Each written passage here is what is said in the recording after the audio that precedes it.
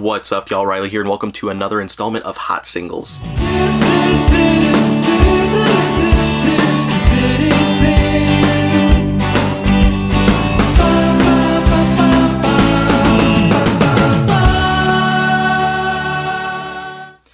Alrighty, y'all, welcome to the last Hot Singles for August. We're almost in September, so some exciting books this week. I'm going to be completely honest, life's been busy, so I haven't read everything for this week yet. I still have about a dozen issues, but I made sure to read all the big issues so I could talk about those. But before we get started, as always, I want to give a huge shout out to my Patreon subscribers. You guys are awesome. Thank you so much for helping me to make this channel what it is. If you enjoy what I do on this channel and would like to support me, show some love, you can click the link down below, and that's going to take you to my Patreon page. You can see all the cool benefits that you get from signing up, and most importantly, the biggest benefit is you get to be part of making my channel awesome. Also, want to give a huge shout out to the other channel I do some great work on. I join a bunch of awesome YouTubers over on the Omnibus Collectors Network. We talk about comics, manga, anime, television, movies, video games, all kinds of stuff over there. Multiple videos every single week. So if you enjoy what I do over here, then definitely check them out because you'll enjoy over there too. And if you are new to the channel, welcome. Hope you enjoy what you see. And if you would, it'd be awesome if you consider hitting that subscribe button. Anyway, let's get started talking about this week's new issues. Usually I start with DC, so let's see there. There was one big issue that came out this week from DC, but I'll mention a couple of other things. There was a great new issue of Justice League Dark. Ram V has taken over on writing duties from James Tynion IV, and the excitement has not slowed down at all. And I'm, of course, biased because it had a huge Swamp Thing presence in that issue, so I'm a huge Swamp Thing fan. So if you enjoy Swamp Thing like I do, that's definitely a good issue. If you're curious about the Justice League Dark series at all, I highly recommend it. It's great work, fantastic artwork, great writing all the way through.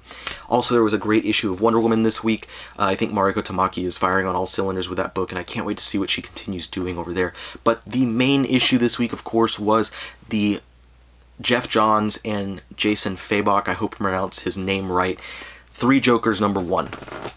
Now, I'm going to be completely honest, I thought this was pretty middling of a first issue. I didn't think this was fantastic. I didn't think it was bad. If I was to grade it, I'd probably give it a C. It did a good job of doing what it needs to do.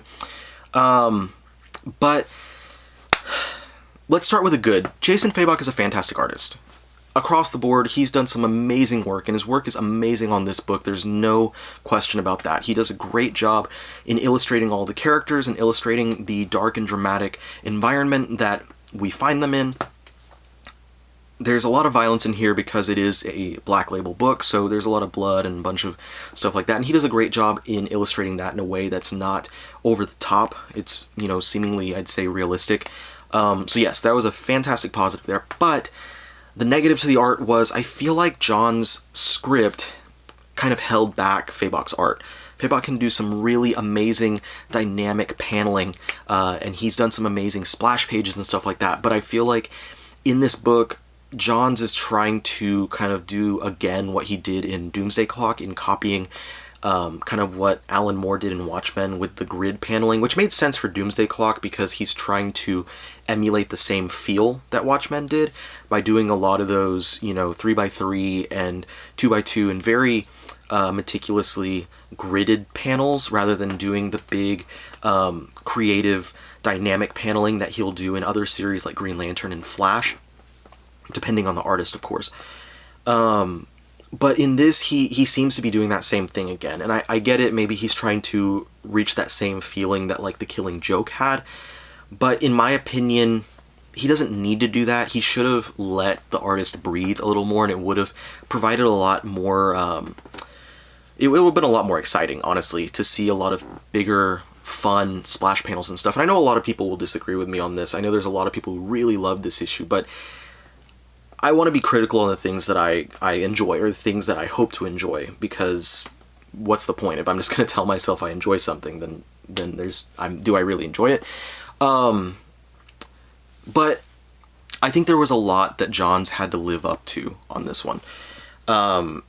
Jeff Johns, of course, teased the whole Three Jokers plotline 4.5 years ago, back during the Darkseid War. And basically, spoilers for the end of that event, so if you didn't read it, you can understand what's going on here.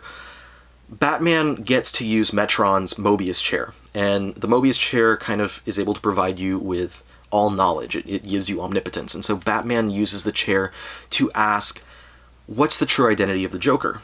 And he's given an answer that he doesn't expect, and one that we didn't expect, in that there are actually 3 different Jokers.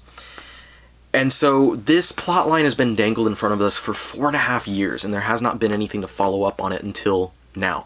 So 4.5 years later, finally, we get this new issue. And we've been teased along the way. There's been little things throughout DC's Rebirth era where they've shown Batman doing investigation into multiple Jokers and stuff like that.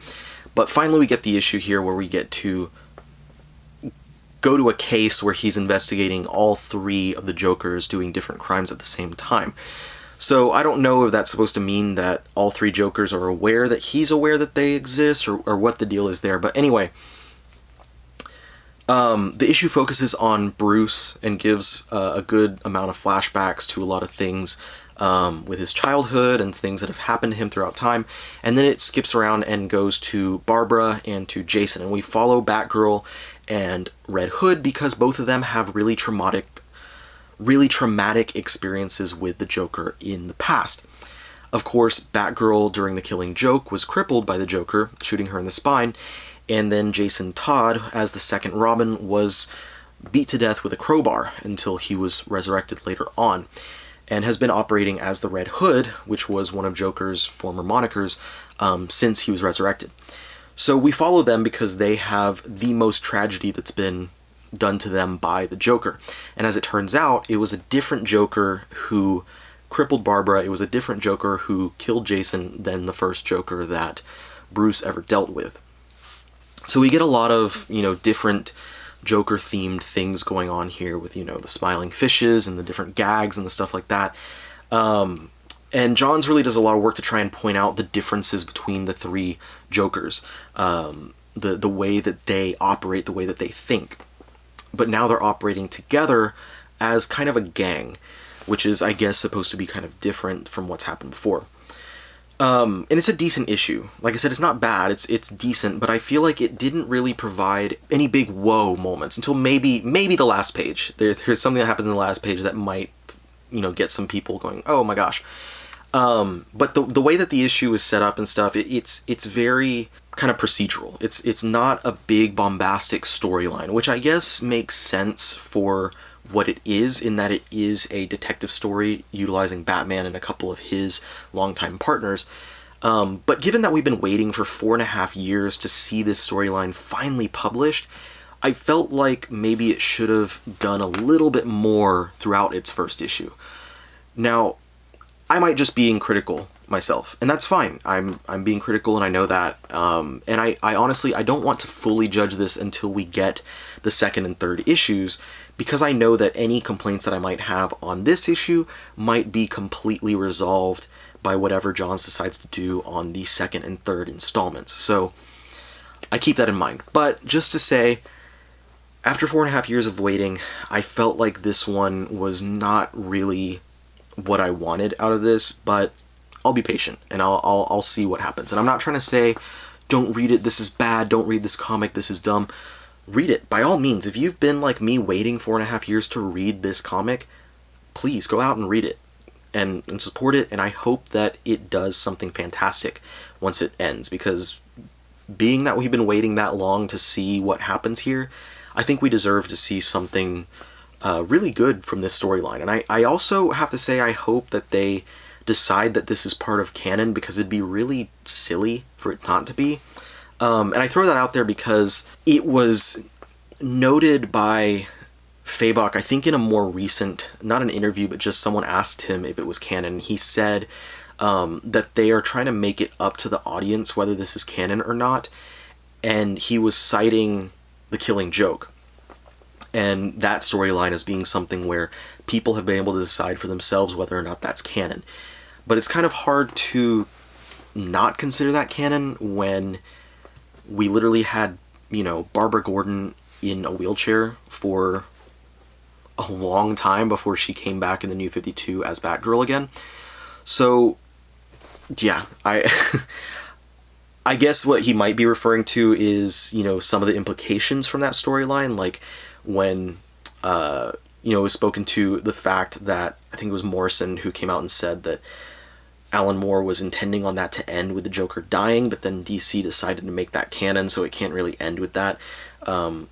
But maybe that's what he's going with. Maybe he's saying that there are certain things that happen here that you could or could not consider canon. I don't know. We'll have to wait and see.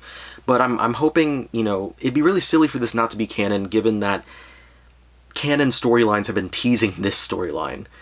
It'd be dumb for it to come out and then for them to just be like, oh, I know that we've been teasing that for the past 4.5 years, but actually it doesn't really count. It's not actually part of DC's canon. So, oh well, whoopsies.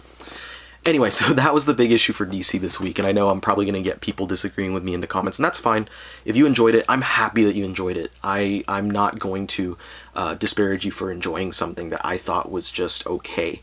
If you thought it was A+ material, then you are more than welcome to think that, and I'm not going to say that you're wrong about it. And I wish that I thought it was A+ material. I really do.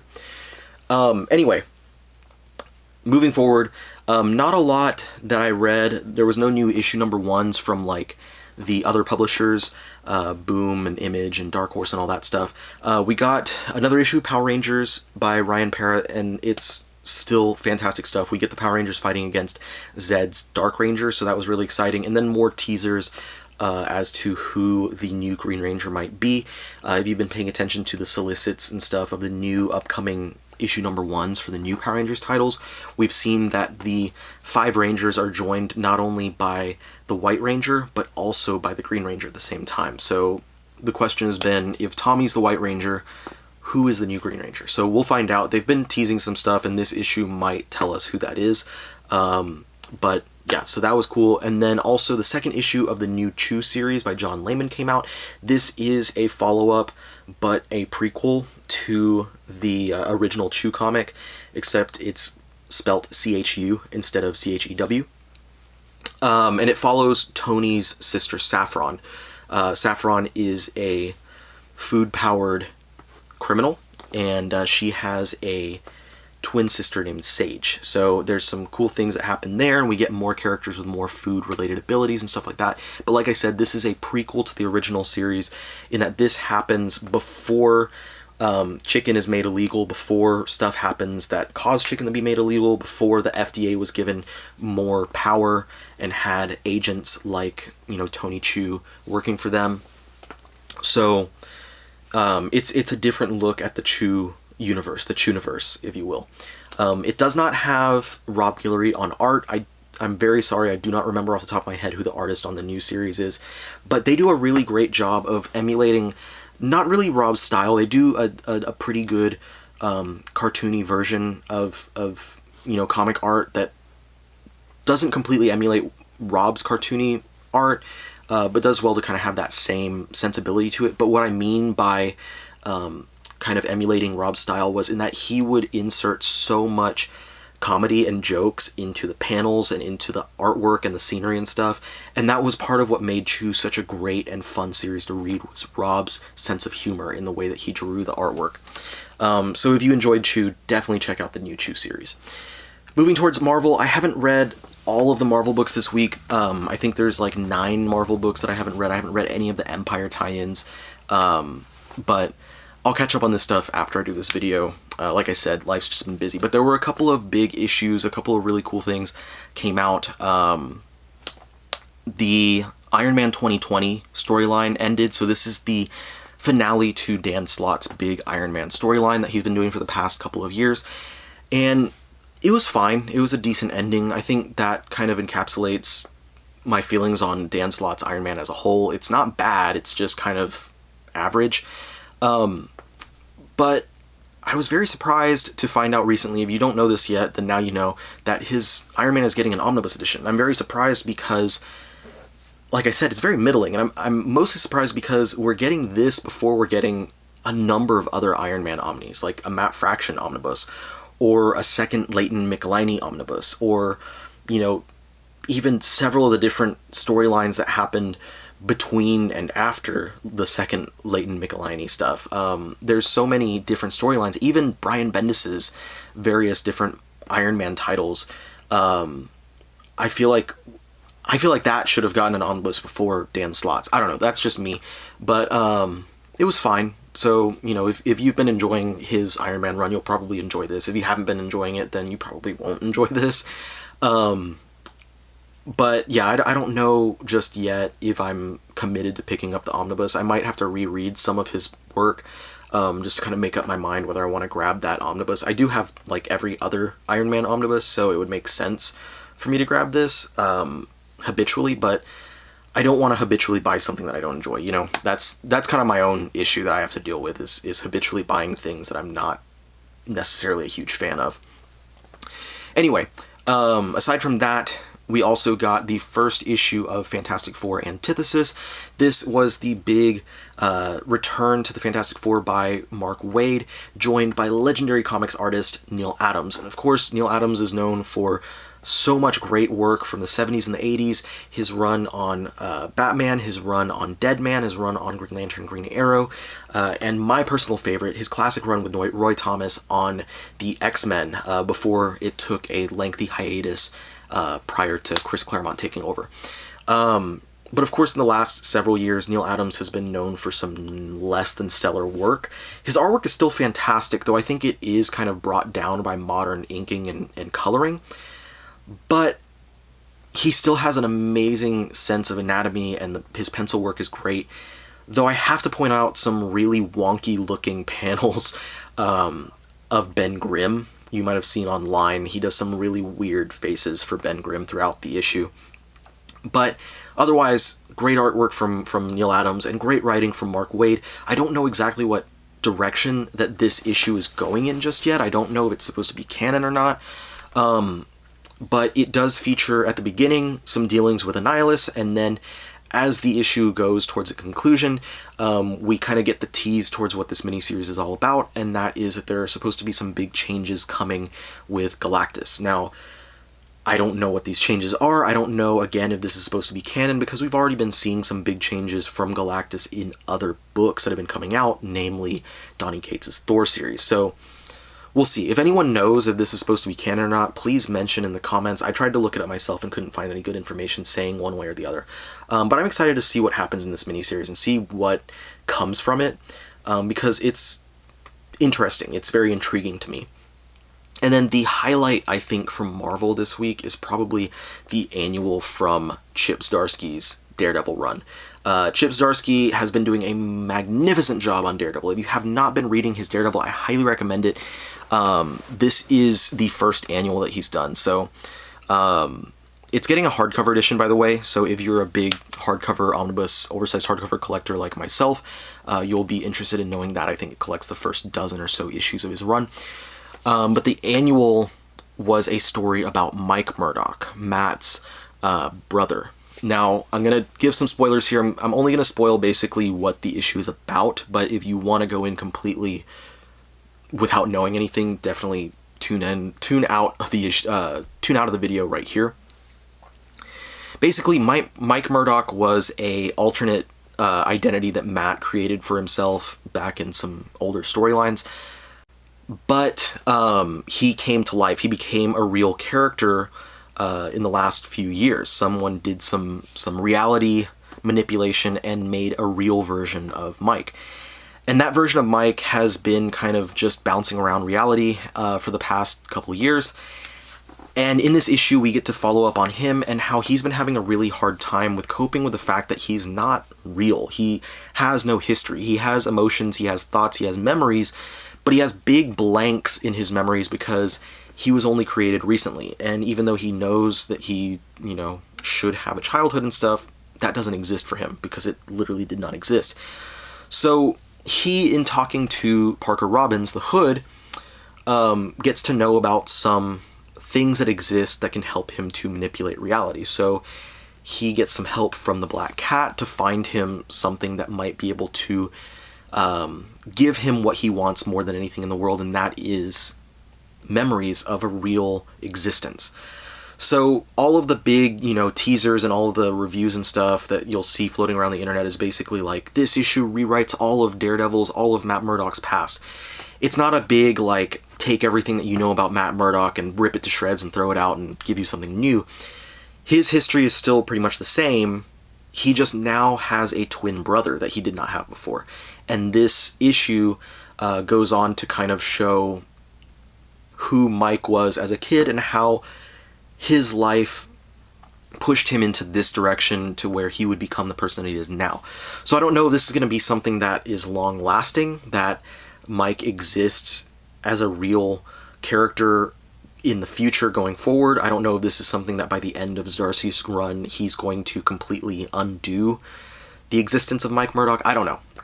But this was a fantastic issue. If you have not been reading Zdarsky's run on Daredevil yet, I highly recommend picking it up. And this is a pretty good issue to start on, because I think after this it goes into a new storyline.